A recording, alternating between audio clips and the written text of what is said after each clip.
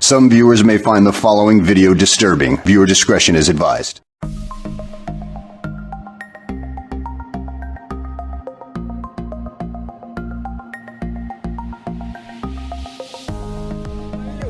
Ничего себе, вот так вот. Так что, Вика, давай уже, если ты нас сейчас слышишь, все, тебя солит.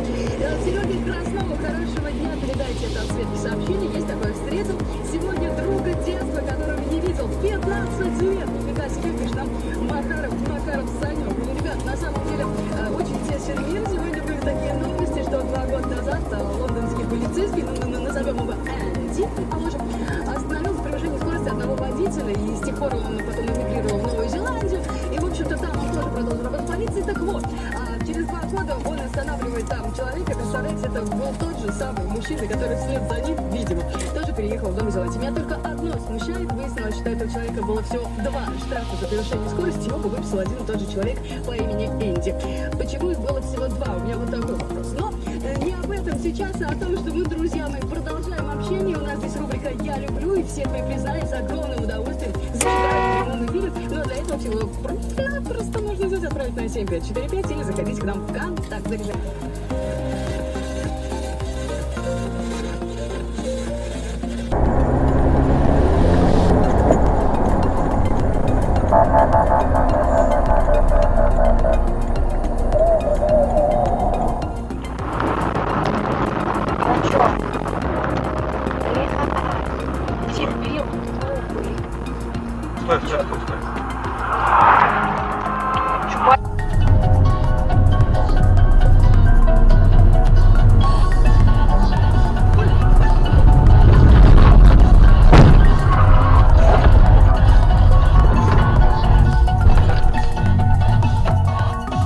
Блядь!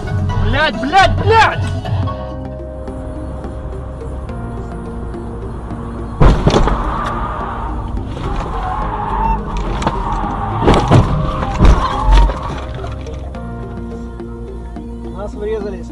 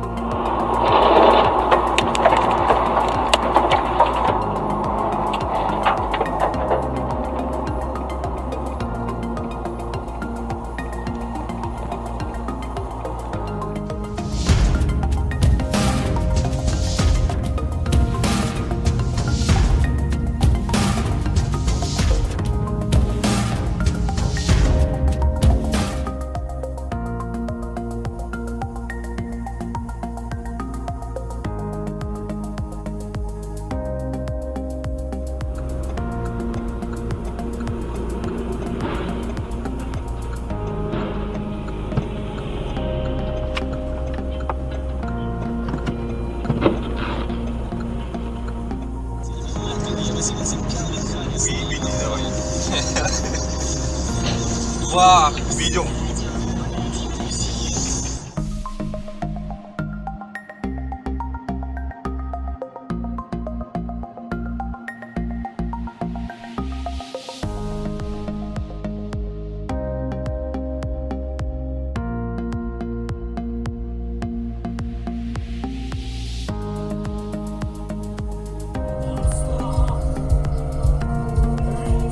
Блять.